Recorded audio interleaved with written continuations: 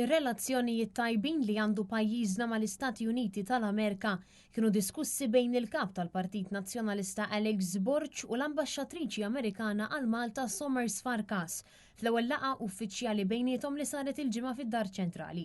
Ir-relazzjonijiet bilaterali bejn iż-żewġ pajjiżi bdew sena qabel Malta kisbet l-indipendenza fl-1964, meta l-Prim Ministru ta' dak iż-żmien George Borch Oliver kien iltaqa' mal-President Amerikan John F. Kennedy fil-White House.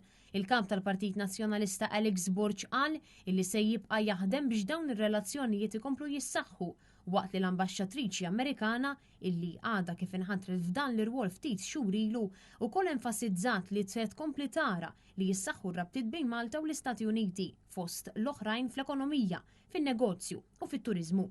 Fost it-temi diskussi bejn iż-żewġ naħat waqt din il-laqa kien hemm l-infurzar tal-liġi u l-għajnuna Amerikana lil Malta f'dan il-qasam, kif ukoll is-sitwazzjoni fil-Lvant Nofsani u l-gwerra bejn ir-Russja u l-Ukrajna bil-kap tal-Partit Nazzjonalista jinnota l-isforzi illi qed isiru mill-Gvern Amerikan għar-ritorn tal-paċi f'dawn il-konflitti.